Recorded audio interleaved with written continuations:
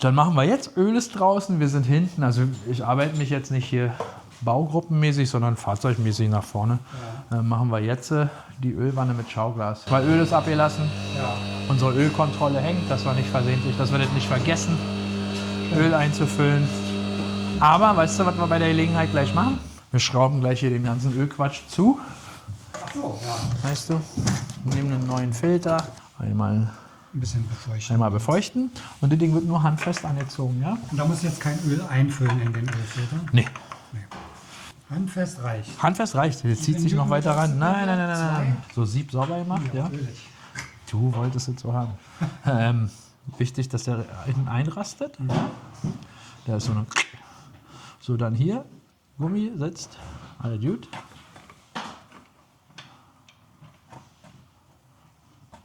Und dann schauen wir den Quatsch wieder zu. Und hier jetzt tatsächlich fest reicht. 10, 15 Newtonmeter reicht, ja. Nicht hier, weil viel Spaß beim Öffnen das nächste Mal. So, zu muss schon sein, das ist klar, ja. So. Genau. Erstmal muss der Radiodeckel weg. So, Ding.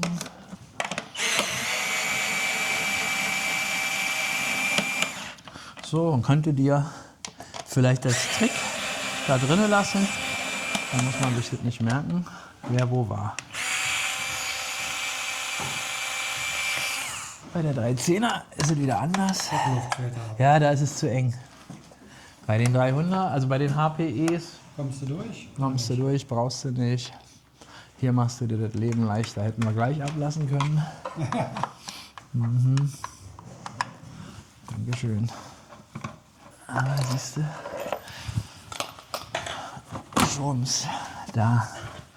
Guck mal. Da kommst du bei der bis zu 300 kommst du da so ran. Ganz bequem. Du musstest ja bis zur HPE alle immer den Luft und auch die Seitenleiste weg. Was hier eine Katastrophe wäre, weil die hier hinter voll fett verschraubt ist. Aber auch nicht so schlimm, weil das Kennzeichen kommt auch noch hoch. Siehst du, kommt hoch, noch hoch. So, da haben wir eine. Da ist die zweite. Scheiße. Alter. Weißt du was? Das war vorher auch irgendwie besser, oder? Viel, viel besser. Zack. Das ist jetzt andersrum. Einspritzkühle haben wir schon getauscht. So. So. Und so? Der ist jetzt So.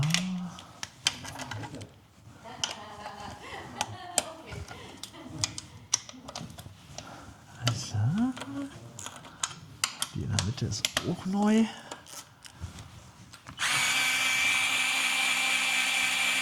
Da haben sie nicht mal doch das Gehäuse komplett verändert. Das ist ein komplett anderes Gehäuse, ja. Auch hier mit dem Halter. Alle gleich, okay. Ich gucke jetzt nochmal, dass die auch alle gleich groß sind. Aber jetzt die werden alle gleich sein, das ist klar.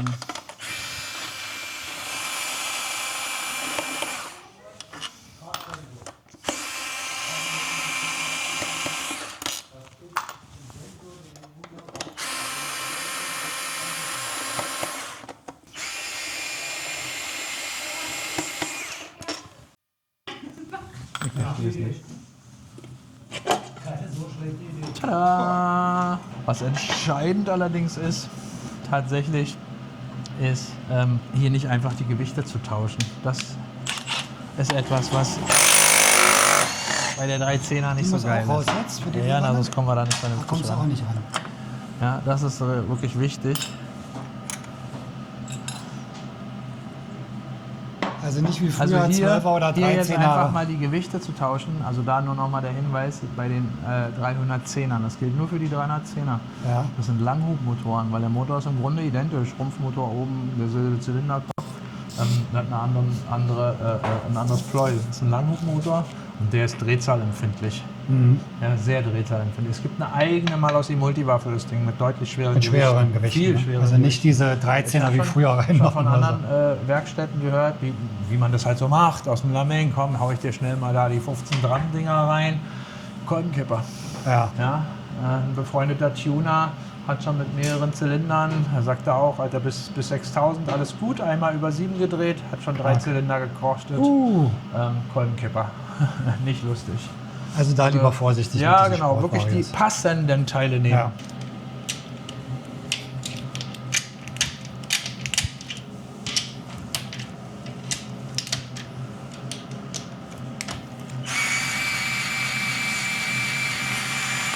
So.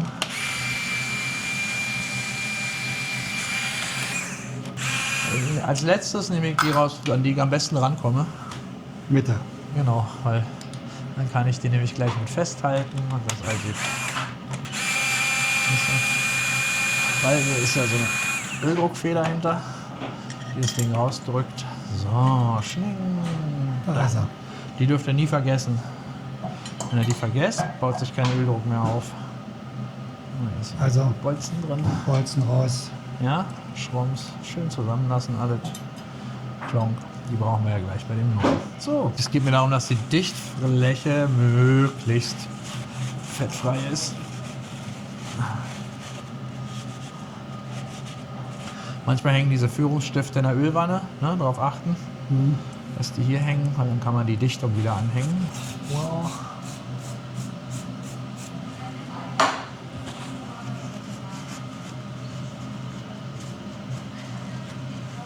So, für alle, die jetzt, wir haben jetzt Bremsenreiniger im Öl, Filmabriss, wir wischen es ja aus. Wenn man das alles gut austrocknet und auswischt, passt das. Ein bisschen Sandpapier. Die ist ja sauber, also sauber machen muss man sie in jedem Fall, ne? Befreien von alten Dichtungsresten und so. Ja, sonst bei älteren Modellen wird auch jeder da Dichtungsreste dran haben, hier so minimalst nur. Die würde tatsächlich, das würde eine neue Dichtung ausgleichen, dafür ist sie ja dazwischen. Aber so ist natürlich schön. Soll ja auch sach- und fachgerecht sein.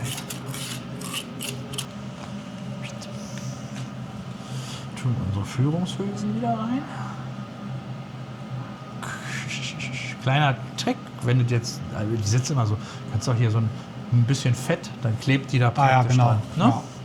Aber brauchen wir nicht. So, was brauchen wir noch? Können wir den jetzt so ansetzen? Die Feder. Dann, Genau. dann.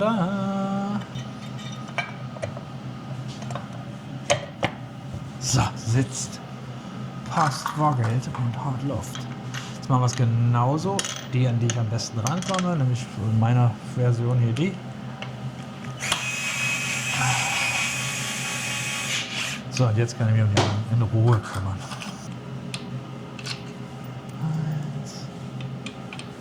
Jetzt kommen wir uns schon noch alles zurecht. 2, 3, 4, 5. Am besten über Kreuz.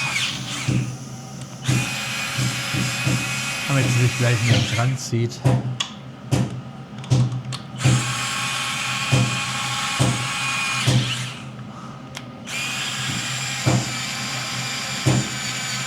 So, mein Stabdreher hier zieht so mit 5 Newtonmeter an, von daher hat er gar keine Sorge, die muss ich hier alle nachziehen.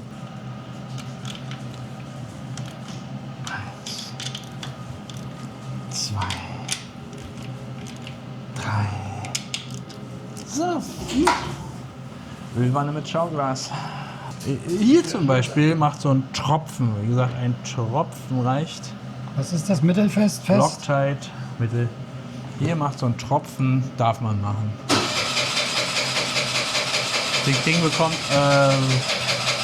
ungefähr 80 Newtonmeter. Dann bauen wir das wieder zusammen. Ich hatte vor ja nicht allzu langer Zeit dieses Lager hier drin Ja. sich so aufgeraucht, dass der Kunde aus voller Fahrt, zum Glück in der Stadt, geradeaus, Hinterrad blockiert. Oh, Ich habe das nicht mehr rausgekriegt. Willst du mal sehen? Guck mal. du Scheiße. Das ist ja auch mal was spannend. Ich musste den Deckel aufflexen. damit du da rankommst. Und dann mit einem Abzieher Hat sich komplett reingefressen, ja? das Lager von der Welle zu holen. Und guck mal, wie es die Kupplungsglocke verbogen hat. Beim Abziehen des Lagers. Wahnsinn. Noch nie erlebt sowas.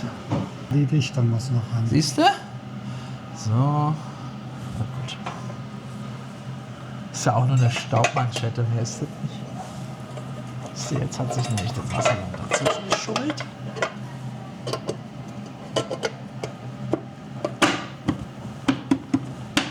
Jawohl, jetzt sitzt es. Die lustige Schraube. Und hier ist es. Ah, hier war es vorher eine mehr. Jetzt ist eine weniger.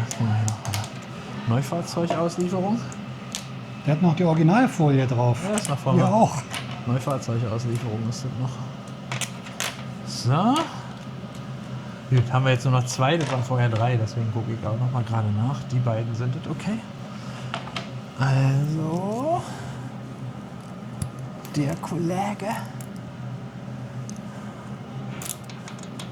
Schnunk.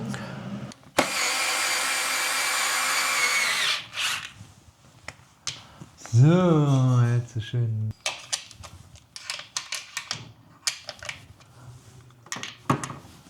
So. Dann ist ja hier andersrum. Erst der. So. Bis Kieles war es ja andersrum bei den HPEs. Du hast erst das abgenommen und dann den Deckel hier abgenommen. Jetzt muss erst Weil, der Deckel. Ne? genau, weil der Deckel hatte hier noch eine dritte Verschraubung, oder hat hier noch eine dritte Verschraubung hier. Jetzt ist es umgekehrt. Jetzt musst du erst den silbernen, dann den schwarzen umgekehrt genauso zusammenbauen. Und der hat hier noch so 2 Führungsstifte, da und da, Die dann hier da in diese reinkommen. Gummis reingehen. So. Dann machen wir das mal.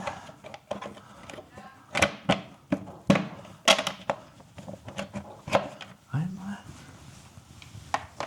Den Halter nicht vergessen, in der Bremsleitung.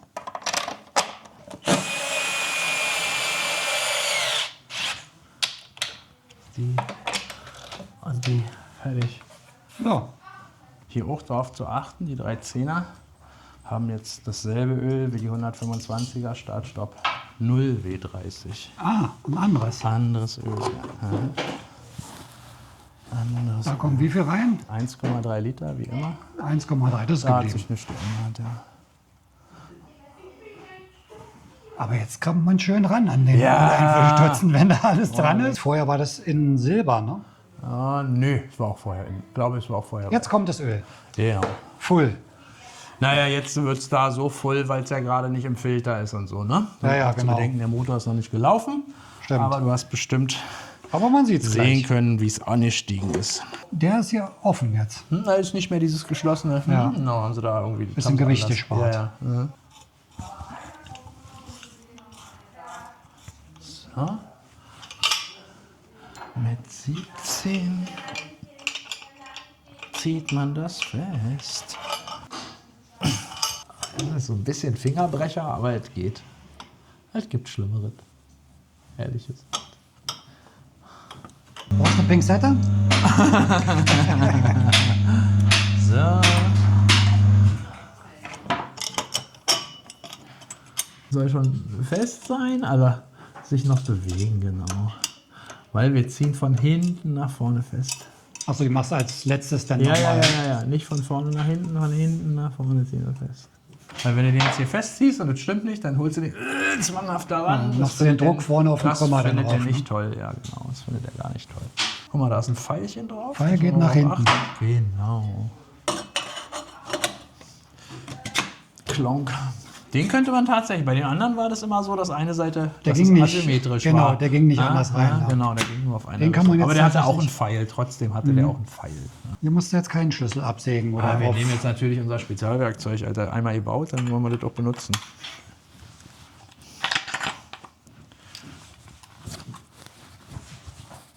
So. Kika, das läuft jetzt auch ganz anders. Siehst du? Stimmt. Ne? So. Aber da noch schönes Kupferpaste. Aufkleber. Zubehör, Montageteile. Certificato di omologazione. Ah, siehst du das? Aha. Was ist das? Fitting Instructions. Hätten wir mal lieber vorher reingeguckt. Guck oder? mal, ob es da was Besonderes gibt. Am besten finde ich Fra 10, 11, 12.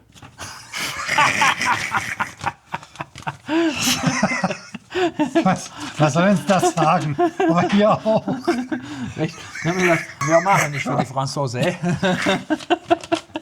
Produkt. Product Identification Card. Noch eine Plastikkarte. Es gibt keine Abstandshalter mehr. Wo sind Fällt denn dir die das auf? Abstandshalter? Die müssen doch daran. Nö. Nee, müssen nicht ran. Siehst du? Ach, das haben sie jetzt diesmal endlich so gemacht, dass man es nicht mehr braucht. Das macht Das es heißt, natürlich schön. Ist Weißt viel du? enger dran noch. Ja, ja, dann. das sieht natürlich immer geil aus, wenn das schön dicht dran Cool. ist. Ja. Wie keine Halter ist so ein Ding. Das wundert mich. Ja, die haben diese aber- Halter wahrscheinlich hier anders gemacht. Ja, Die gehen müssen ja jetzt ein bisschen sie. weiter nach hinten. So. Den gibt es aber auch mit verschiedenen Kappen. Also hier, der Kunde hat sich dieses Schwarz-Silber, der will die gar nicht alles Ah, okay. schwarz. Das ist so ein bisschen Ja, aber so... sieht doch cool aus. Ja, ja, alles Schön, ja. gut, alles gut. Aber es ist wirklich so ein bisschen, diese Rundform ist weg. Ne? Ist jetzt ein bisschen so wie der Akrapovic, so ein bisschen so ovaler. Ne? Ja, und ich glaube, der neue Akra sieht auch wieder... Rund aus jetzt. Ja, ganz Haben wir komisch. tauscht. Das ist, ey. So, kleinste, Kleinste Stufe Ja. und dann bist du bei, was war das, 20 Newtonmeter? Ja. Und die Dinger kriegen wie die Radschrauben so um die 25. 20, 25 reicht vollkommen.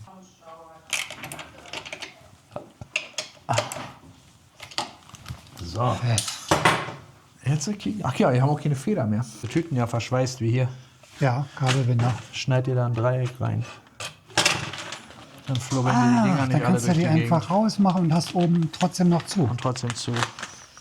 Ach, clever. Lifehack. Ja, guter Trick. Dreieck reinschneiden. So ist mal viel hübscher. Ja, ist doch besser. So Ja. sieht das doch jetzt gut aus. Das heißt, wir haben das Kabel jetzt hier hinten lang gelegt, schöne- oben festgemacht mit ein Genau. paar Schellen. Und wenn man jetzt von der Seite guckt, das ist dann nämlich eine ganz saubere Sache, weil man nämlich gar nichts mehr sieht. Es war schon hässlich eben mit hier vorne noch. Das geht gar nicht, Alter. Das ist ja furchtbar. Sieht ja sogar noch besser aus als original jetzt. Ne? Die hat man schon. Trotzdem nochmal alle. So, jetzt haben wir den Aero dran. Wie gesagt, ich habe schon gelesen, dass dasselbe Problem bei dem Akrapovic auch vorherrscht. Wahrscheinlich auch bei Remus, demnach gehe ich zumindest von aus. Wissen tue ich es nicht. Bei Aero weiß ich es genau. Haben wir Okay. schon ein paar verbaut. Oder Kunden haben es auch schon gemacht, weil es gibt den ja seit ein paar Wochen. Ist ja relativ fresh. Aber anscheinend hat Aero da auch nicht richtig getestet, weil bei allen geht irgendwann die Motorkontrollleuchte an. So irgendwie zwischen 100 und 1000 Kilometer, irgendwo dazwischen. Irgendwann geht die an. Ja, why ever. Und jetzt wird nachgeliefert. Oder wenn man jetzt eine kauft, immer mit, kommt so ein Dongle mit. Der kommt in den ODWD2-Stecker rein. Und der wahrscheinlich macht er nichts weiter als die Sensibilität des Sensors hier nach dem Cut. Ne, einer davor, der ist ja dahinter, als die Sensibilität Nochmal einfach mal hoch. regulieren. Ja, ja, genau. Einfach um das Ding sensibler, also weniger sensibel zu machen. So. Gerät zur Beseitigung der Warnleuchte verursacht durch die Lambda-Sonde nach dem Cut bei Euro 5 Motorrädern. Zündung einschalten, Motor aus, Anschlussstecker direkt an Diagnose anschließen, Stecker vollständig ein. 50 Sekunden warten und sicherstellen, dass die rote LED auf der Oberseite die da nicht erscheint. Da soll wohl eine LED sein. Da ist eine LED. Vermutlich. Ja, ein Foto dazu hätte geholfen, aber ich vermute, dass da eine LED ist, weil da ein Loch ist. Vermute ich. Bei roter LED Gerät abziehen und Schritt 1 wiederholen. Fehlermeldungen können innerhalb von 50 Sekunden auftreten, verschwinden aber nach Verbindung. Schritt 3, Platzierung. Das platzieren Sie an einem sicheren Ort, bla bla bla, verwenden Sie Kabelbinder. Wir schließen jetzt dann oben die vordere Lambda-Sonde an und dann machen wir wie beschrieben Diese Schritte die dadurch. Schritte dadurch. Gehen wir gleich gemeinsam durch. Erstmal die Lambda. Aber erstmal von Lambda-Sonde Kabel ran. Dann schnieken wir die mal zusammen. Klack, einmal. So, fertig. Hängt Passt. dran. So, und da drüben kommt dann dieses Gerät. Oh, genau, das kommt dann am ODBD-Stecker ran. Zündung an, Motor aus. Zündung ist an. Motor ist aus. Hast du einen Motor laufen? Nein. Jetzt steht so, da- jetzt drinstecken, das Ding. Reinstecken. Ist 50 dran. Sekunden. Jetzt 50 Start. Sekunden warten. Timer läuft. Tee mal los. Wunderbar, sind wir happy. Engine Start.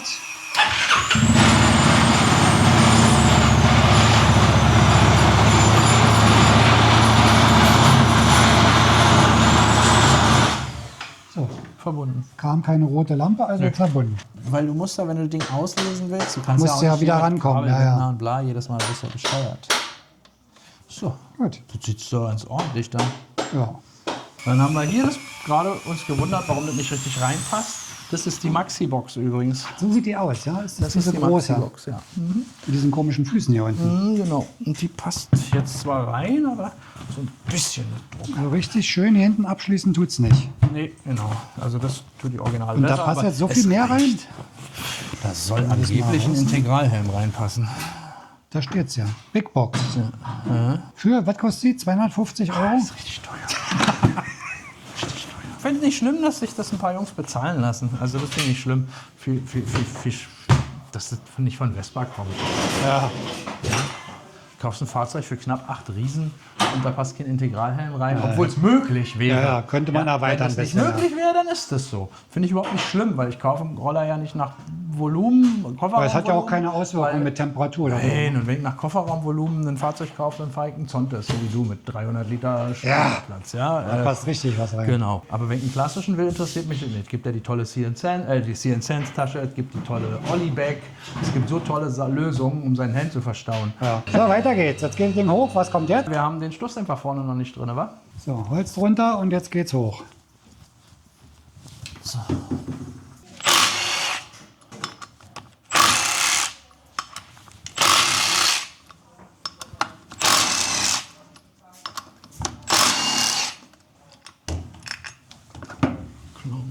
Zack.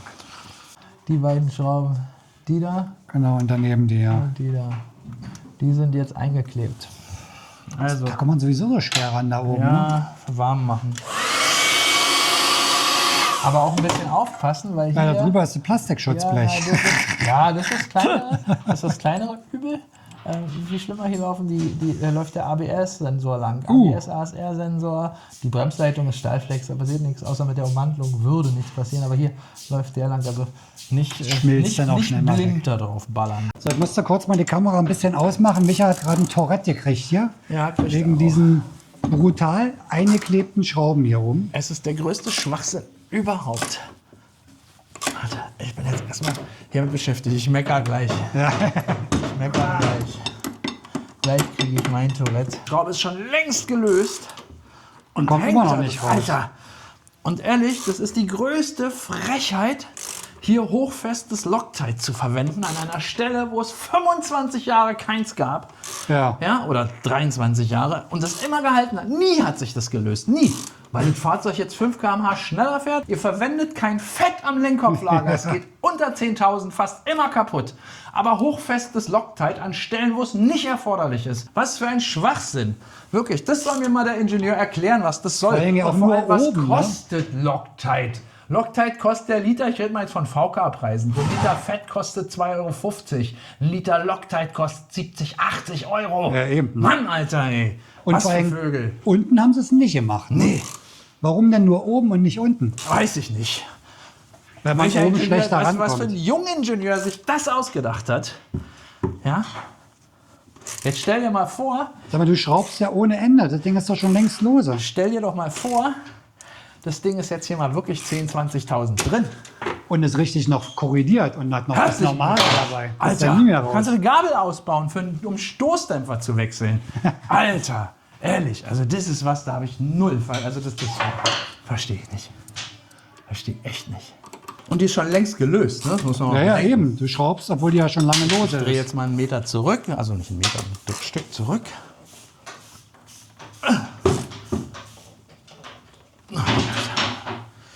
So, Micha, wie sieht's aus? Hast du noch Spaß? Ja, genau. Also jetzt mal im Ernst, oder? Also das ist also wirklich, da fehlen mir jegliche Worte für. Jegliche Worte. Weil Also wir machen das übrigens ist- jetzt gerade in Realtime. Also wir machen keinen Zeitraffer oder Slow-Mo. Micha schraubt sage und schreibe die ganze Zeit an dieser einen Schraube rum. Die Das ist die kommt zweite nicht schon, raus. die andere ist Na gut, raus. eine ist schon raus, aber die Ja, zweite. die zweite kommt jetzt. Jetzt kommt sie. Musst du dir mal überlegen. Und wie gesagt, wir kommen noch mal dazu. Lasst es mal nach 10.000. Ist das die, die raus ist? Ja. Und so sehen die dann aus. Ja, lasst es mal nach Also 10.000. Vergiss es, Alter. Jetzt könnte man sagen, da ist ja kaum was drauf. Was glaubst du, wie das oben im Gewinde aussieht? Stimmt, ja. Oben ist ja auch noch Kleber drin dann. Ne? Unverschämtheit. Wirklich. Also das ist Werkstattterror. Ja. Ja, was anderes fällt einem dazu nicht Ja, die ein. Arbeitszeit wird ja auch nicht bezahlt. Ne? Na, wie gesagt, der Ingenieur, der sich das ausgedacht hat, bitte bist eingeladen auf einen Kaffee, erklär's mir, Alter. Den Hintergrund und komm nicht mit, na, damit es nicht abfällt. So, jetzt die unteren beiden. Diesmal ohne Loctite, sagst du? Na, mal schauen. Die gehen. Sehen wir gleich. Obwohl, wenn ich mir hinten die Schrauben angucke, da ist auch Loctite Ja, wir drauf. werden es ja Blaues. sehen gleich. Hier auch Auch Loctite. alles eingeklebt. Weil das Fahrzeug jetzt so schnell ist. Hätte man auch alles in 3 Minuten machen können. Vorher war es so. Vorher war es so. Also die Schrauben wir nicht mehr rein, sie sind schon rund hier, also Ja. schon angekniedelt. Beim Rausdrehen ist einem von uns schon mal passiert, dass sie beim Rausdrehen abgerissen. So, Alles auseinander und wieder zusammen. genau. So. Genau, jetzt holen wir uns unseren schönen kleinen Gewindeschneidkasten und reinigen die Gewinde. Den Kleber rausmachen. Warum? Weißt du, ich möchte, dass das verdammt nochmal in die AWs mit einfließt bei den Italienern in die Garantiearbeit. Wenn ich Ja. den einfach wieder einschraube jetzt, dann ist die Schraube danach richtig im Arsch. Stimmt. Wenn ich die nicht reinige. Ja? Man muss die Schrauben ja auch noch wechseln, weil die. Ja, also es ist unfassbar. Jeder, der die jetzt mal per Hand reindreht, wird verstehen, was gemeint ist.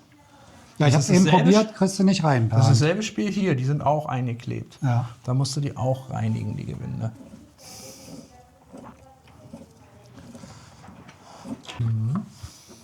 Gott, oh Gott. Was für ein Aufwand. Ja, für nichts und wieder nichts. Ja, jetzt seht ihr mal in Realtime, was da manchmal für Arbeit hintersteckt, die man so gar nicht sieht. Ne? Man denkt, ach, ne, ist da bloß 2 Schrauben abmachen und den Stoß dann verwechseln, dass man da eine halbe Stunde jetzt an diesen blöden Schrauben darum macht. Ja. Das wird dann immer nicht bedacht. Ne? Ja. Und da kannst du ja nicht mal was für. Das ist auch nicht Problem des Kunden, weil es nicht gepflegt wurde oder Das ist- draußen nein, stand. nein, dafür ist kann- ein Neufahrzeug. Herstellerproblem. Ja, und das ist wirklich ein Herstellerproblem hier in dem Das ist Fall. Herstellerproblem, ja. So, oben immer erstmal einmal ansetzen. Und zwar am besten, wenn das hier alles ganz locker rum. Ganz locker, damit man unten in Position bringen kann. Genau. Also, es wird alles ein bisschen besser. So, und nicht einkleben, bitte. Ist nicht notwendig. Jetzt lassen sich auch leichter reinschrauben, wo es gereinigt ist. Ja, klar.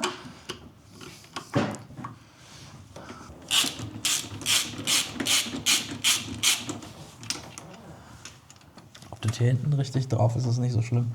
Hauptsache, es ist im Innenlegskant richtig drin.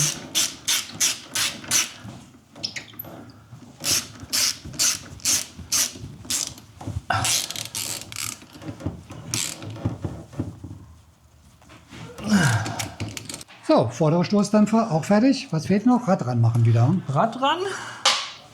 So, eins. Und gleich könnt ihr auch sehen, dass das wirklich ein Drehmomentschlagschrauber ist. So, kling, klang, klang. Es gibt noch richtig geile Drehmomente, wo du den Drehmoment direkt einstellen kannst. Auf Ja, genaue Zahlen dann auch. Ne? supergeil, Also ja, mit supergeil. einer Stufen oder Aber so. so eine Kiste hier kostet schon knapp 400 Tacken. Ja. Naja.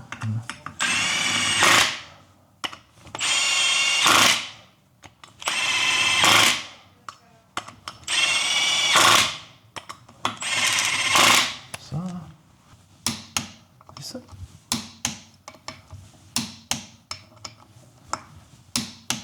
Musst du überall noch, was ist denn, eine Vierteldrehung nachgeben. Ne? Ja, genau. Wir wollen ja Dann kommt das ja 25. hin. Also dann war der wirklich ja. bei 20. Der liegt Vierteldrehung, so- dann bist du bei Ja, 25. genau.